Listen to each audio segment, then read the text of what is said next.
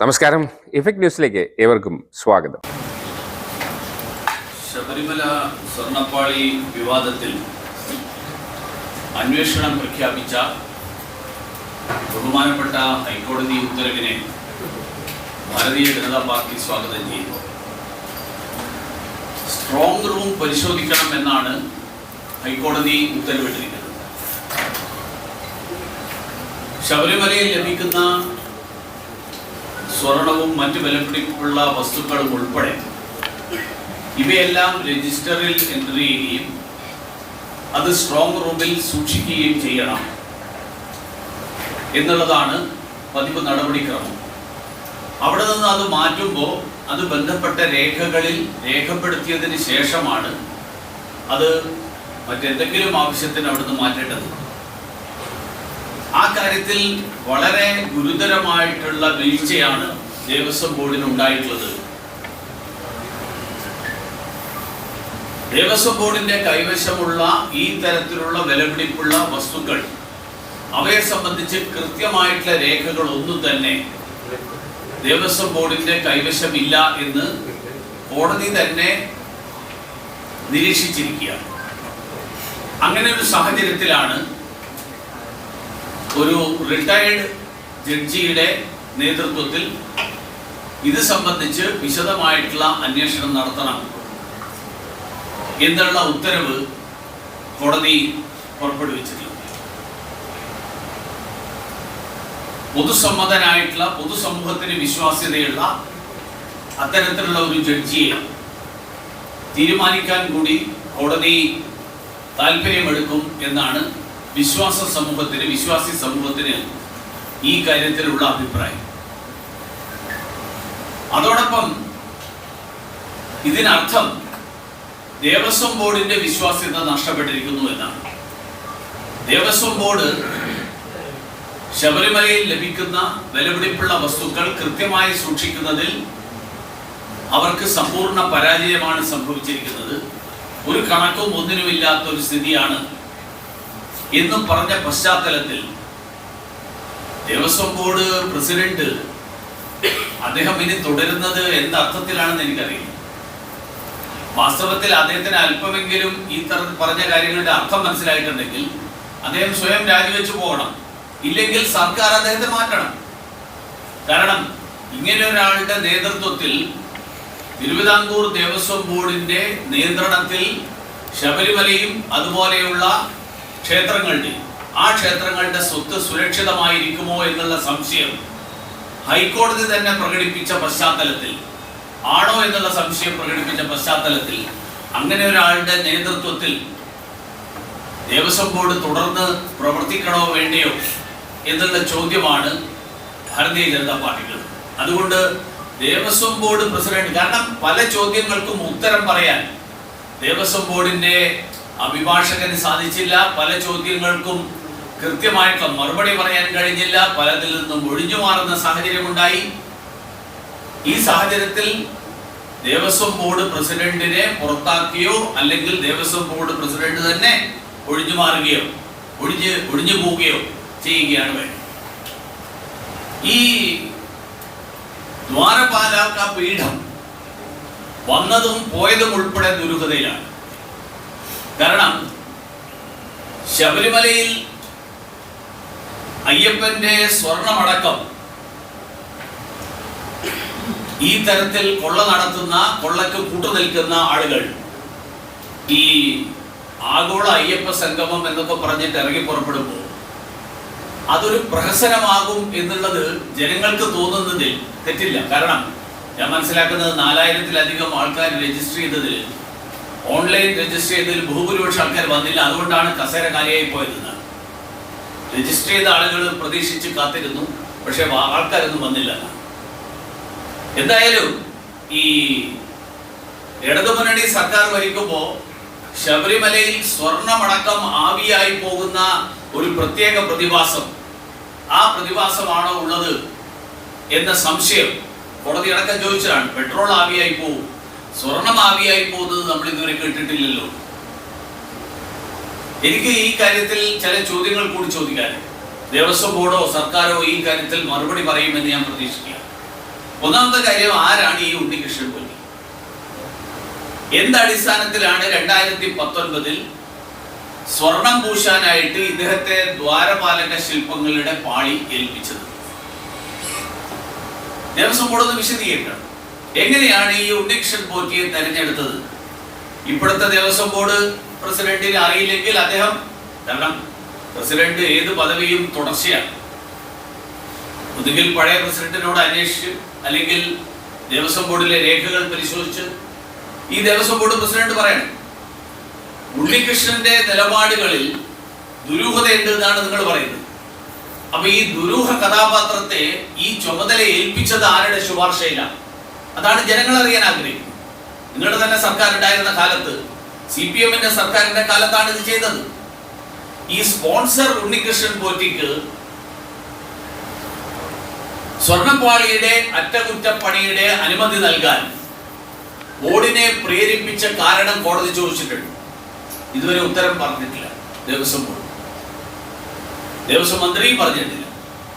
അപ്പൊ ഈ വ്യക്തിയുടെ കയ്യിലേക്ക് സ്വർണ്ണപ്പാളികൾ ഇളക്കി മാറ്റി സന്നിധാനത്തിന് പുറത്തേക്ക് മോഷണ സമാനമായിട്ടുള്ള രീതിയിൽ കൊണ്ടുപോയത് എന്തിനാണ്? കാരണം ക്ഷേത്രത്തിന്റെ പുനരുദ്ധാരണ പ്രവർത്തനങ്ങൾ വേണമെങ്കിൽ ഹൈക്കോടതി ദേവസ്വം ബെഞ്ചിനെ അറിയിക്കണം. ഹൈക്കോടതി ദേവസ്വം ബെഞ്ച് സ്പെഷ്യൽ കമ്മീഷണറുടെ മുൻകൂട്ടി അനുമതി വാങ്ങണം. ഇതൊന്നും പാലിക്കാതിരുന്നത് ആരുടെ താല്പര്യം സംരക്ഷിക്കാനായി? എന്തിനു വേണ്ടിയാണ് ഇത് ചെയ്തത്?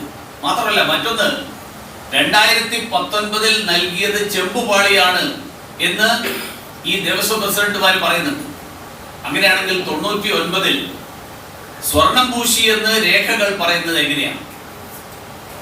പത്രവാർത്ത കോടതി പറഞ്ഞതിന് പത്രത്തിൽ വന്നത് ഞാൻ വായിക്കാം. On perusing the records already seized and submitted, high court noted that the idols were gold clad in 1999.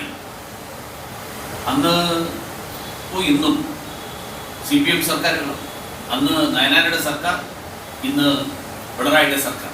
അപ്പൊ 99 പൂശിയ സ്വർണം 2019 ആയപ്പോഴേക്ക് ആവിയായി പോവുകയോ ചെമ്പാവുകയോ ഒക്കെ ചെയ്തത് അത് ഏത് സാഹചര്യത്തിലാണ്? മാത്രമല്ല, 4 കിലോ സ്വർണം. കാരണം ഇപ്പോ ദേവസ്വം ബോർഡ് പ്രസിഡന്റ് പറയുന്നത് ഏത് 4 കിലോ, എവിടുത്തെ 4 കിലോ കൃത്യമായിട്ട് കോടതി തന്നെ പറഞ്ഞിട്ടുണ്ട്. ഇത്ര 42 കിലോ ഉണ്ടായിരുന്നത് ഇത് കഴിഞ്ഞിട്ട് തിരിച്ചു വന്നപ്പോ 38 കിലോയേ ഉള്ളൂ. അപ്പൊ 4 കിലോയിൽ കുറവുണ്ട്. ആ 4 കിലോ സ്വർണം, ആ സ്വർണം എവിടെ പോയി? അതാരാണ് അവിടെ നിന്ന് മോഷ്ടിച്ചത്? ആരാണ് കൊള്ള നടത്തിയത്? ഈ ചർച്ചയിൽ നിന്ന് ശ്രദ്ധ തിരിക്കാൻ വേണ്ടിയിട്ടുള്ള ഒരു നാടകമായിരുന്നു ഈ ദ്വാരപാലക പീഠം പോയി. ഇത് ദ്വാരപാലക പീഠം പോയി എന്ന് പറയുന്നത് ആദ്യമായിട്ട് ഈ സ്പോൺസറാണ്. സ്പോൺസർ തന്നെയാണ് പറഞ്ഞത്. അത് കഴിഞ്ഞിട്ട് സ്പോൺസറുടെ കൈവശം തന്നെ, അല്ലെങ്കിൽ സ്പോൺസറുടെ ബന്ധുവിന്റെ കൈവശം തന്നെ ഇത് കണ്ടെത്തുന്നു. ഇത് മുഴുവൻ ഉണ്ടാക്കിയത് തന്നെ ഈ സ്വർണ്ണപ്പാളി നഷ്ടപ്പെട്ടു, ഏതാണ്ട് 4-4.5 കിലോ സ്വർണം നഷ്ടപ്പെട്ടു എന്നുള്ള ചർച്ച, ആ ചർച്ചയിൽ നിന്നും വിവാദത്തിൽ നിന്നും ശ്രദ്ധ തിരിക്കാൻ വേണ്ടിയാണോ എന്നുള്ളതാണ്. ഈ കാര്യത്തിൽ പ്രതിപക്ഷത്തിന്റെ ആത്മാർത്ഥതയിലും ഞങ്ങൾക്ക് സംശയമുണ്ട്. കാരണം സ്വർണ്ണപ്പാളി വിഷയം ഇന്ന് നിയമസഭയിൽ പ്രതിപക്ഷം ഉന്നയിച്ചു. അപ്പോ പറഞ്ഞു അത് കോടതിയുടെ പരിഗണനയിലാണ്, അതുകൊണ്ട് ചർച്ച ചെയ്യാനാവില്ല. ഞാനെന്ന് ചോദിക്കട്ടെ, കോടതിയുടെ പരിഗണനയിലുള്ള വിഷയമല്ലേ ഇന്നത്തെ SIR, തീവ്ര വോട്ടർ പട്ടിക പരിഷ്കരണം? അപ്പോ സുപ്രീം കോടതിയുടെ പരിഗണനയല്ലേ? അവിടെ ഐക്യകണ്ഠ്യേന പ്രമേയം പാസാക്കിയല്ലോ ആ വിഷയത്തിൽ. മാത്രമല്ല, കോടതിയുടെ പരിഗണനയിലുണ്ടായിരുന്ന വഖഫ് ഭേദഗതി നിയമം, ആ വഖഫ് ഭേദഗതി നിയമത്തെ സംബന്ധിച്ച് കേരള നിയമസഭ പ്രമേയം പാസാക്കിയല്ലോ. അപ്പോ വഖഫിന്റെ കാര്യം വരുമ്പോഴും SIR-ന്റെ കാര്യം വരുമ്പോഴും ഈ കോടതിയുടെ പരിഗണനയിൽ എന്ന് പറയുന്ന വാദം, ആ വാദമില്ല. ശബരിമലയുടെ കാര്യം വരുമ്പോ ഈ വാദം പ്രതിപക്ഷം ഭരണപക്ഷം ഉന്നയിക്കുന്നു, പ്രതിപക്ഷം അംഗീകരിക്കുന്നു.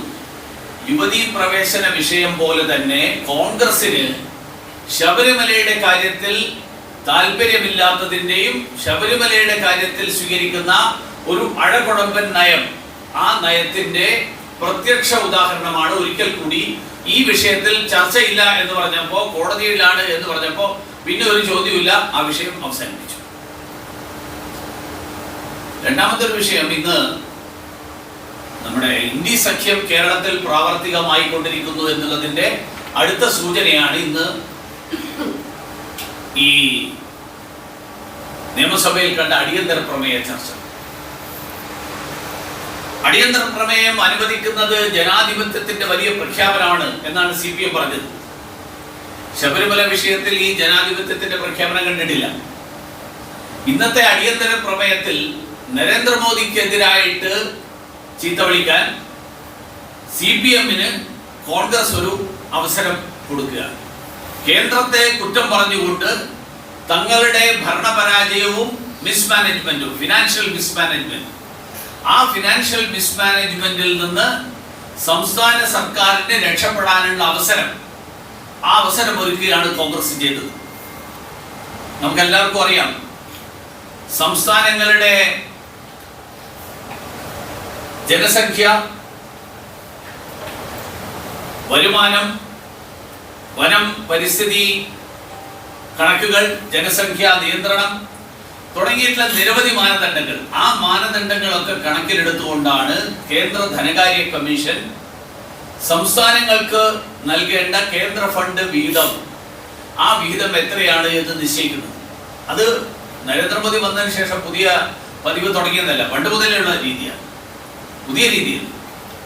അപ്പോൾ അങ്ങനെ വരുമ്പോൾ അവിടെ രാഷ്ട്രീയമോ സംസ്ഥാനം ഏതാണെന്നോ ഇതൊന്നും മാനദണ്ഡമല്ല എന്നുള്ളത് നമുക്ക് എല്ലാവർക്കും അറിയാം. പക്ഷേ ചില ആളുകൾ ആ ഫണ്ട് ഫലപ്രദമായിട്ട് ഉപയോഗിക്കും, ചില ആളുകൾ ആ ഫണ്ട് ഉപയോഗിക്കുന്നതിൽ ദൂർത്തടിക്കും. എന്തായാലും ഇന്നത്തെ ഹിന്ദു പത്രത്തിൽ ഈ കടമെടുപ്പിനെ സംബന്ധിച്ചിട്ടുള്ള ഒരു വലിയൊരു കണക്ക് കൊടുത്തിട്ടുണ്ട്, ഒരു ലേഖനം. ഹിന്ദു പത്രം എന്തായാലും BJP അനുകൂലിക്കുന്ന പത്രമാണെന്ന് നിങ്ങൾ ആരെങ്കിലും പറയും എന്ന് എനിക്ക് തോന്നുന്നില്ല. 2016 മുതൽ 22-23 വരെയുള്ള കണക്കുകൾ, എങ്ങനെയാണ് കേരളത്തിന്റെ കടം കുതിച്ചുയർന്നത് എന്ന് ഹിന്ദു പത്രം വളരെ വിശദമായിട്ട് വാർത്ത കൊടുത്തിട്ടുണ്ട്. 2021-22 64,932 കോടിയായിരുന്നത് 22-23 54,007 കോടിയായി കുറഞ്ഞു എന്നുള്ളത് മാത്രമാണ് ഈ കാലയളവിലെ ഏക കുറവ്. ഹിന്ദു ലേഖൻ എഴുതുന്നത് Kerala peaked at 69,735 crores and later eased to 54,007 crores, though its debt burden stayed stubbornly high at roughly 37% of GDP. എന്ന് പറഞ്ഞാൽ ഈ കുറഞ്ഞപ്പോഴും GDP-യുടെ 37% എന്നുള്ളതിൽ കുറവ് വന്നില്ല. GDP-യുടെ 37% തന്നെ ഈ കണക്കുകൾ നിന്നു എന്ന് പറഞ്ഞാൽ കേരളം കടമെടുത്ത് മുടിഞ്ഞുകൊണ്ടിരിക്കുകയാണ്. ഇപ്പോ ജൂൺ 3-ന് 3000 രൂപ, ഈ മാസം 3000 കോടി കൂടി കടമെടുക്കാൻ തീരുമാനിച്ചതോടുകൂടി ഈ വർഷത്തെ ഇതിനകമുള്ള കടബാധ്യത ഏതാണ്ട് 10,000 കോടിയായി. കേന്ദ്ര പദ്ധതികൾ അടക്കം അട്ടിമറിച്ചുകൊണ്ടിരിക്കുകയാണ്.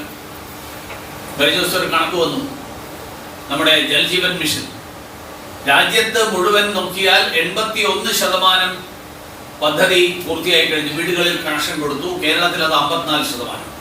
11 സംസ്ഥാനങ്ങളിൽ എല്ലാ ഗ്രാമീണ വീടുകളിലും പൈപ്പ് കണക്ഷൻ, പൈപ്പിലൂടെ വെള്ളത്തിന്റെ കണക്ഷൻ, വെള്ളം എത്തിക്കാനുള്ള കണക്ഷൻ, ആ കണക്ഷൻ കൊടുത്തു കഴിഞ്ഞു. അപ്പോ ഈ ഫണ്ട് വകമാറ്റൽ അങ്ങനെയുള്ളത് നടക്കുന്നത് കൊണ്ടായിരിക്കുമല്ലോ കേരളത്തിൽ ഇത് നടപ്പിലാകാത്തത്. ഉദാഹരണത്തിന് ലോകബാങ്കിന്റെ ഫണ്ട് നാളികേര പദ്ധതി നടപ്പിലാക്കാൻ വേണ്ടിയിട്ടുള്ള 139 കോടി രൂപ, 139.65 കോടി രൂപ അത് വകമാറ്റിയത് മാധ്യമങ്ങൾ തന്നെ പുറത്തു കൊണ്ടുവന്ന വിവരമാണ്. അപ്പോ ഈ ഒരു അടിയന്തര പ്രമേയം എന്നുള്ള പേരിലുള്ള ചർച്ച, ആ ചർച്ച തന്നെ പ്രതിപക്ഷവും ഭരണപക്ഷവും ചേർന്നിട്ടുള്ള ഒരു ഇന്ത്യ സഖ്യത്തിന്റെ ഭാഗമായിട്ടുള്ള ഒരു തീരുമാനം എന്നുള്ളതിനപ്പുറത്ത് ഈ ചർച്ചയ്ക്ക് മറ്റൊരു പ്രസക്തിയും. വാസ്തവത്തിൽ കേരള നിയമസഭ അവർ ഈ ഏകകണ്ഠമായിട്ട് പാസാക്കുന്ന പ്രമേയങ്ങൾക്ക് എന്ത് സംഭവിക്കുന്നു എന്നുള്ളതെങ്കിലും ഒന്ന് വിലയിരുത്തിയിരുന്നുവെങ്കിൽ ഈ പൊതുഖജനാവിന്റെ പണം മുടിക്കാൻ വേണ്ടിയിട്ട് ഈ തരത്തിൽ നിയമസഭയുടെ വിലപ്പെട്ട സമയം, ആ സമയം ചെലവാക്കുന്നതിൽ നിന്ന് സർക്കാരിനും പ്രതിപക്ഷത്തിനും അതിൽ നിന്ന് വിട്ടുനിൽക്കാനുള്ള ഒരു തീരുമാനം എടുക്കാൻ കഴിയുമായിരുന്നു. വഖഫ് ഭേദഗതി കോടതിയുടെ പരിഗണനയിലുള്ള വിഷയം, നിയമസഭ പ്രമേയം പാസാക്കും.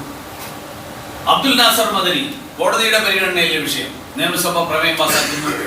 CAA സംസ്ഥാന സർക്കാരിനും നിയമസഭക്കും ഒരു പങ്കുമില്ലാത്തൊരു നിയമനിർമ്മാണം.